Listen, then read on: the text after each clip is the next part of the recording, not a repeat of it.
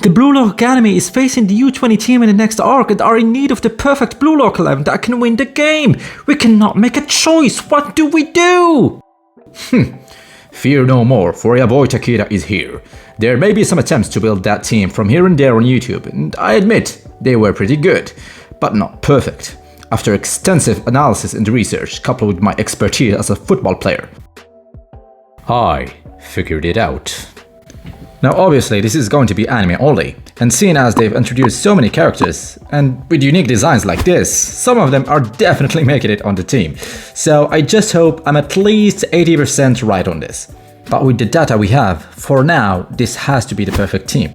Now, seeing as the Blue Lock Academy comprises only of strikers, they may have an issue with the overly offensive aspect of a Blue Lock 11, as all players, even defenders, would originally be strikers, and that would definitely be a problem against Itoshi Sae. So I think the best way to make a balanced team is to pick a defensive formation that would also be able to switch offensively in an instant, to create a balanced and flexible playstyle. The absolute best formation for that is proven effective to this day by the best clubs in the world, and most of all, the greatest of all time, Real Madrid.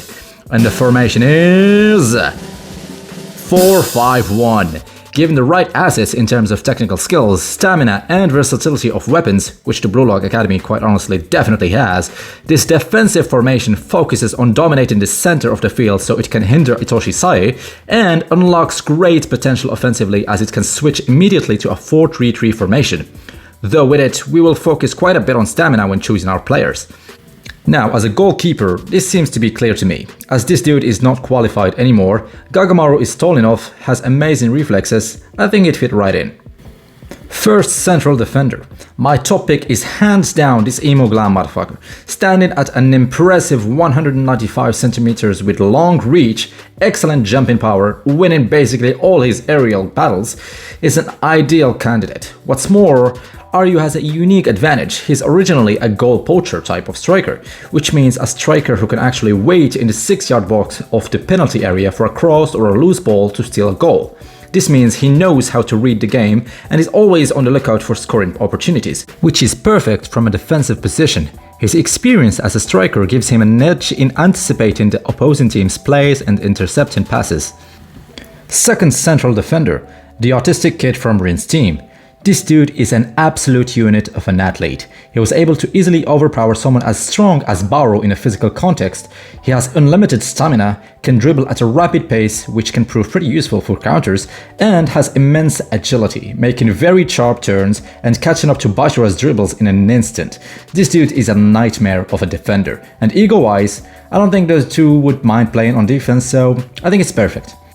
A right back, especially in this day and age, would need to keep up with a speedster winger or a very talented one, which demands quick reflex, a good deal of stamina and a bit of speed. Now, you may think of Shigiri as the best choice, but he was shown to be easy to dribble against Santetsu, and has had his speed used against him quite pathetically with Nagi. I mean, look at this. Not gonna lie, nobody has been humiliated more than this guy, and nobody's talking about it.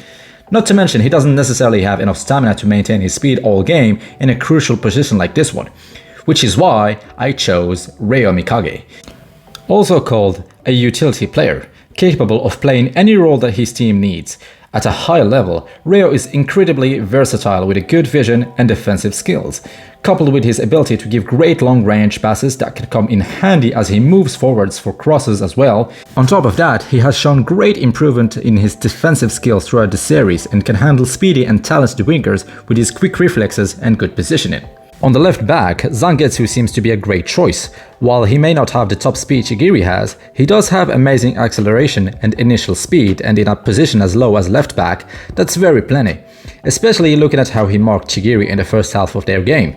He has great winger skills to use offensively and also seems to follow orders pretty quickly, so having a great midfielder with a great vision on his side would make him a great asset, which leads me to the first center midfielder.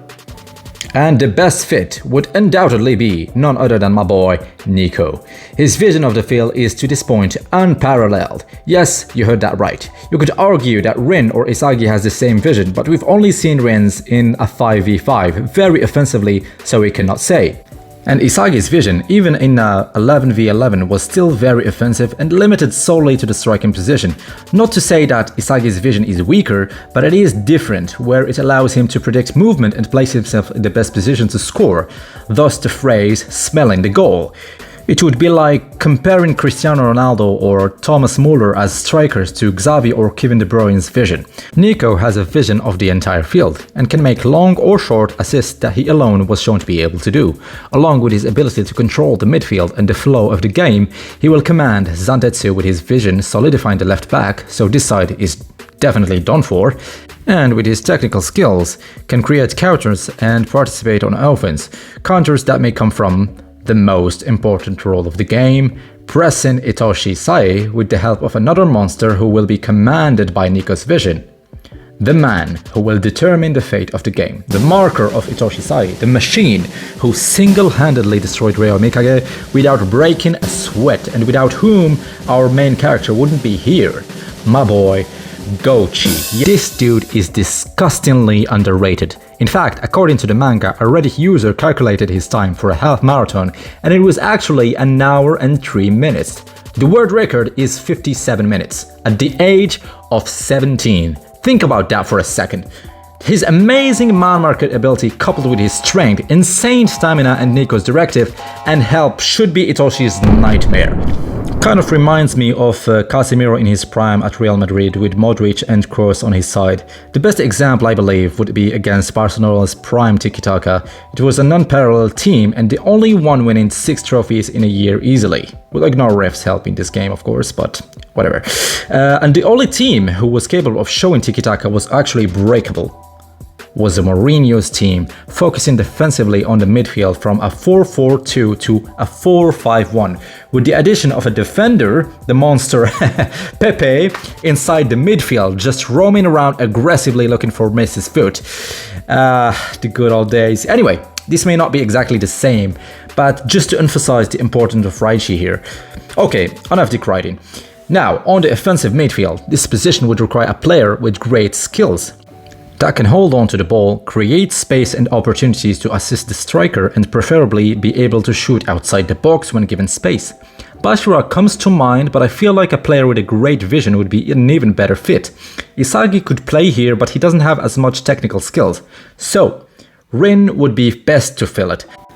The role we've seen him play was closest to an offensive midfielder, as he controls all offensive attempts, including friends and foe, while also being able to show great technical skills. On top of that, his extremely accurate shots where he can score the second we give him space will prove lethal, as defenders will mark him tightly so he doesn't shoot, which will create space for forwards on the side or the striker, which would also prove lethal. So basically he can effectively have defenders on checkmate before they even start the game. As a left forward, Shigiri with his speed and ability to either cut for a shot or cut for a cross, depending on the defender's reaction, would be best in this position, especially with Nico's vision and long passing skills. The opponent does not stand a chance.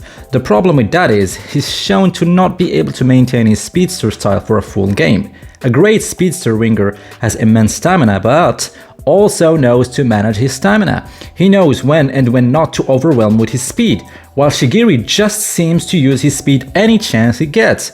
And while he keeps that up for an impressive amount of time, it's impossible to hold it for a full game, which is why he will only be subbed here in the later stages of the game to overwhelm a possibly already worn defender, who would have to deal with none other than the King Baru, who is the one who should start in this position.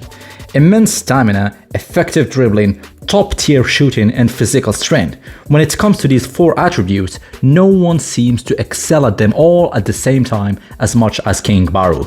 With his egoistic and unpredictable playstyle, especially as he learned to play with Isagi now, and with his chop dribble to the right, it puts him at his best position to score. He can also chop to the left as he can score with both feet, so what more do you want for a forward?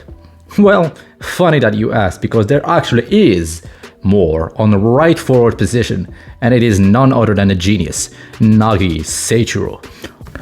Although he wouldn't be playing wide, as he's not fit for it, but the beauty of this formation is that offensively, especially for counters, it immediately turns into an offensive 4-3-3, placing him much closer to the box where through his out-of-this-world first touch and insane technical skills, he would definitely be able to at least once catch the defenders off guard with his first touch, whether it be from a long accurate pass from Reo with which he already has a connection and link up surprise attacks, or Nico's for that matter. His first touch in the latest stage of the field creates so many opportunities as seen with Isagi. Which brings me to my latest choice, Kunigami. This one's pretty obvious as he was the only one to not qualify, so of course he will be, have an edge actually, as I'm joking. Obviously, it's a joke. No way I'm putting Kunigami here. It is Isagi, of course, with his vision and sixth sense of smell as opposed to Nico's vision.